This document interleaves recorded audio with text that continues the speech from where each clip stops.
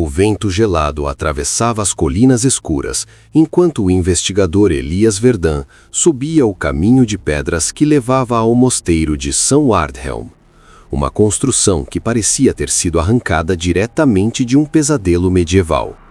Suas paredes, negras pelo tempo e pela umidade, erguiam-se como cicatrizes contra o céu tempestuoso.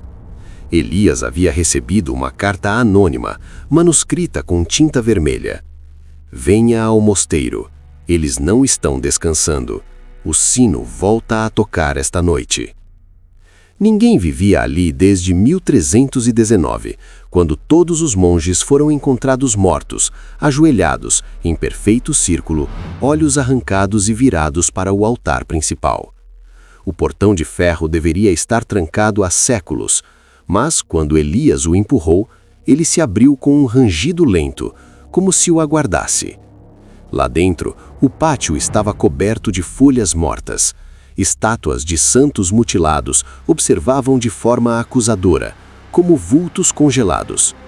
E o que mais assombrava Elias, o ar estava quente, abafado, como se alguém tivesse acendido dezenas de velas ali dentro, embora tudo estivesse completamente escuro.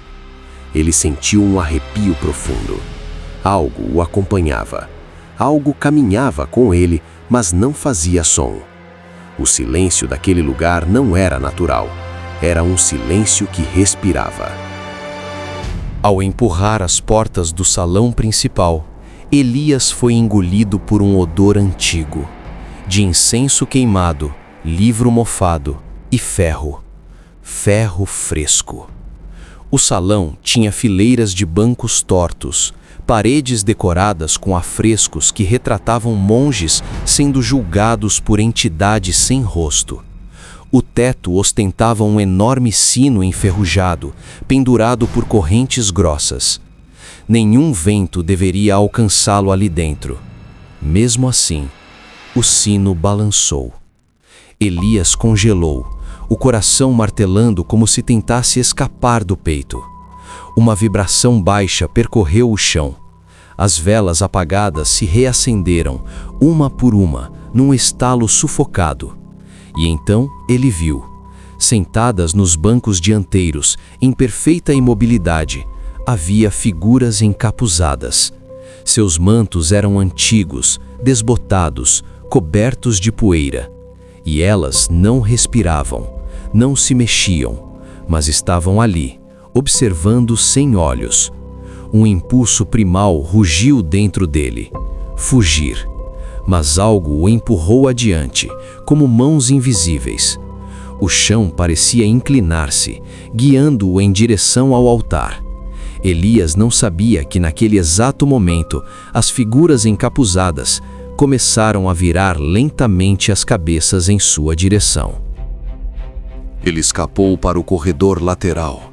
As paredes estreitas ecoavam seu próprio respirar, ampliando a sensação de claustrofobia. O claustro circular estava iluminado apenas pelo luar que descia em feixes tortos, através do teto quebrado. No centro, havia um poço de pedra. Elias aproximou-se, atraído por um barulho. Gote, gote, gote. Mas quando olhou para dentro, não viu água. Viu um olho humano submerso em um líquido escuro. Antes que pudesse recuar, ouviu atrás de si: "Não devias ter vindo, filho." Elias girou o corpo rapidamente, mas não havia ninguém. Somente sombras alongadas, como braços que tentavam alcançá-lo. Os sussurros começaram. Voaram das paredes, subiram do chão, caíram do teto. O sino marcou a hora. Eles acordaram. O sacrifício está atrasado. E então, um som seco. Tum! O sino havia tocado sozinho. Um segundo toque. Um terceiro. Elias correu, mas o mosteiro mudava com ele, como se respirasse, se contorcesse e o quisesse para dentro. O corredor o levou até uma porta pesada, aberta pela metade. A placa dizia: Scriptorium. Mas dentro estava a biblioteca proibida dos monges. Torres de pergaminho se inclinavam como pilares prestes a ruir. Havia um cheiro de pele, humana, misturado ao aroma da tinta antiga. No centro da sala, uma mesa com um único livro aberto. Elias leu o título: Crônicon de Silêncios, Livro das Oferendas. A escrita parecia pulsar, como se as palavras estivessem vivas. As páginas descreviam rituais de silêncio absoluto, sacrifícios voluntários para manter o sino calado. O último relato dizia: quando o sino tocar sozinho, o guardião deve oferecer seus olhos, para que o silêncio se complete.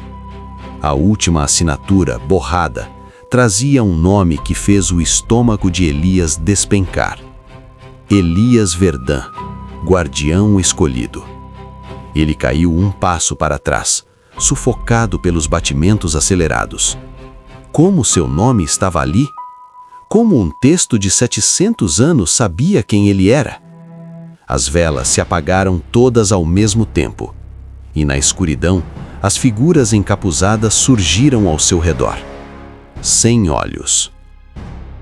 Elias fugiu mais uma vez, subindo a escada em espiral que levava ao campanário. A cada degrau, o ar ficava mais pesado. Cada passo ecoava como se algo o seguisse. Exato, 1 segundo depois. Lá no alto, o sino gigantesco pendia sobre ele. O vento inexistente fazia o metal tremer. Elias se aproximou do mecanismo. Era uma mesa de sacrifício medieval, com marcas de garras e manchas escuras. O pano vermelho ainda fresco. O sino começou a oscilar, lentamente, até que um toque ensurdecedor explodiu. Tom! As sombras ao redor se agitaram violentamente. O chão estremeceu, as correntes se romperam e o sino caiu, direto sobre Elias. Mas antes que o esmagasse, o som parou. Era como se o tempo tivesse congelado. No reflexo da superfície do sino, Elias viu o rosto de um monge. Seu próprio rosto, mas coberto por um capuz, sem olhos, com a boca costurada. O monge, no reflexo, ergueu a mão e apontou para ele, como se dissesse: "Você já esteve aqui." O mundo voltou a se mover. O sino caiu com estrondo, mas passou direto por Elias, como se fosse feito de fumaça. Ele cambaleou, tentando entender, até ouvir passos atrás de si. As figuras encapuzadas formavam um círculo ao seu redor. O líder, mais alto que os outros, aproximou-se e retirou o capuz. Elias prendeu a respiração. O rosto era o dele, idêntico, exceto pelos olhos costurados. O duplo falou com uma voz quebrada. O guardião retornou ao silêncio. Seu corpo morreu lá fora, mas sua alma voltou para completar o ciclo. Elias sentiu suas veias queimarem. Lembrou-se, de repente, um fragmento de memória perdido. Um acidente de carro. Um clarão. O som de um sino distante. Você morreu, Elias. Este é seu lugar. As sombras avançaram. Elias tentou gritar, mas não tinha voz. Sua garganta não emitia som, nenhuma sílaba, nenhum ruído. E lentamente, ele percebeu que estava começando a desaparecer.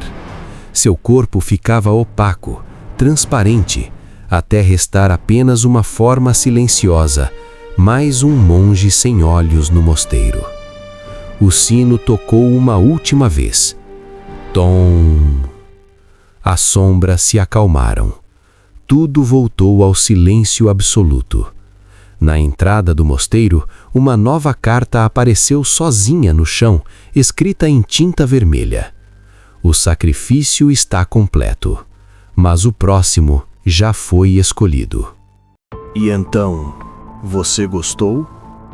Inscreva-se no canal se ainda não faz parte do nosso círculo sombrio. Deixe seu like, comente e compartilhe nas suas redes sociais, porque os próximos segredos não serão para todos.